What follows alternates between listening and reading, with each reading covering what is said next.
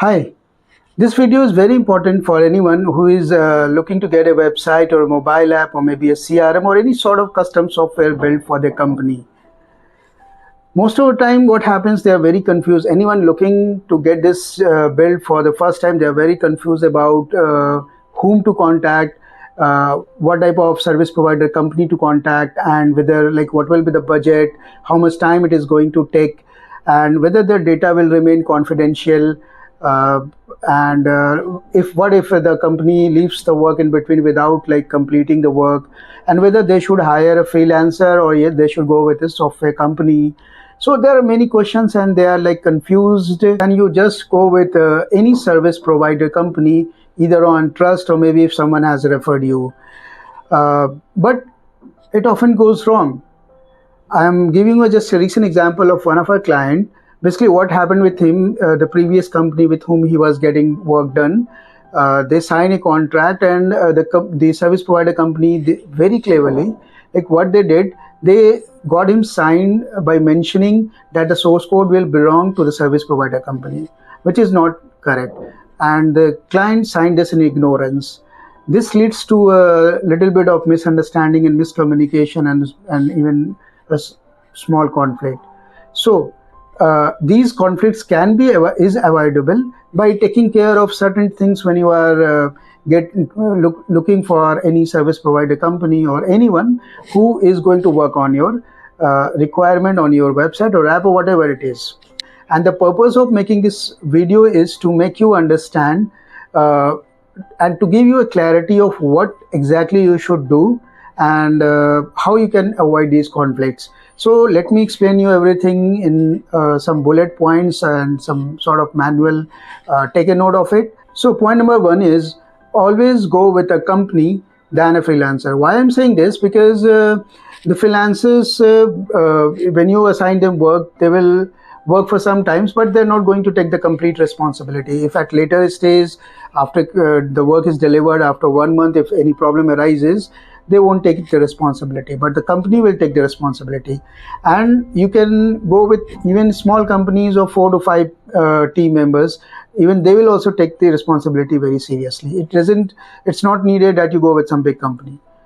Now, point number two is that always when you're going with any service provider company, ask their credentials, like their CIN number, okay, and try to verify their details, their authenticity on MCA portal, Ministry of Corporate Affairs, the government portal where you can verify them.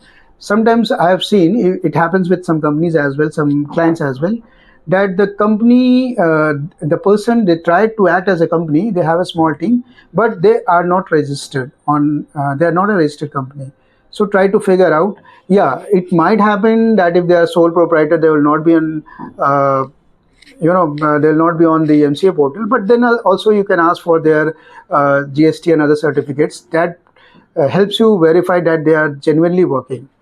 Now moving to point number three, which is check their reviews on Google. We know that there are some fake reviews as well, but it's very easy to identify the difference between a fake review and the genuine review. Also try to check if they have any complaints. If someone has put any complaints on about them on Google or other platforms, and those complaints are from some legitimate company or legitimate person, not anyone. Okay, try to verify this as well. Moving to point number four, which is if you are going to sign a contract with them, ask them for a reference. For any client reference they have worked with, ask at least 2 to 3 client reference, and then verify from their clients whether what type of ethics they were following while doing the work, and whether there was a full commitment and dedication to the work or not. Moving to point number 5, which is ask them for the previous work. You can ask them to share the PDF, their work portfolio in some PDF format, and maybe their website, official website link. Ask them if they have their work portfolio on the website. Check the details and try to understand their capabilities. Moving to the next point, which is always sign an NDA with them. NDA is a non-disclosure agreement. try to emphasize in that agreement that they should keep, the service provider company, they should keep your data very confidential, and even the employees, any stakeholders that they involve, all of them should be like bound by this NDA, and they should keep the data confidential. Moving to the next point, which is always try to divide the entire work in milestones and get these work in milestones. This is like very helpful because when you divide the entire work into multiple milestones, it's very easy to track what has been done and what's still pending. Moving to the next point, which is always sign a contract with them, which I have already mentioned before, and try to mention all the terms in this contract, like whatever terms you want in the contract, and ask them to review it. Even mention that the code will belong to you, not the service provider company or any freelancer.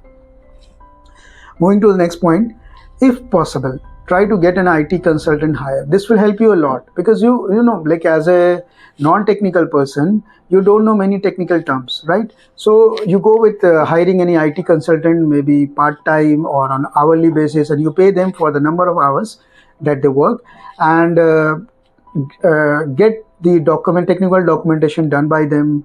Ask them to check the entire like process, the standard process, whether the service provider company is following or not. This will help you avoid any future conflicts.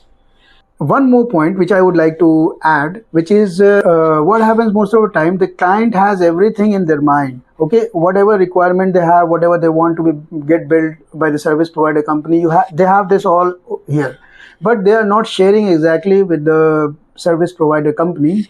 So how it leads to miscommunication and later conflicts. The client is expecting more work because they had it in mind, but they didn't share with the service provider company. The service provider company will start saying that they have just committed to this much work, and for more work they will be like asking for more money or more charges. Okay, so this leads to conflict, and it's always better to get everything documented by hiring some IT consultant, or if it is not possible, then try to take a number of calls with the service provider company and explain them everything. So these were like some of the major points that I was talking about. There are even many more points, and if you want a complete manual on it, or maybe if you are looking to hire an IT consultant who can help you in hiring the right software company or signing with the right software company, you can always contact us. You can send us an email by sharing your name, your email, your phone number, and the purpose for which you are contacting us. Or even like if you are looking to get a website or a mobile app or any AI calling agent or a chatbot, AI chatbot, or any CRM, ERP, any custom software that you're looking for, you can always contact us. So I think this video was very helpful to all of you or anyone looking to get any software built. Thank you and have a good day.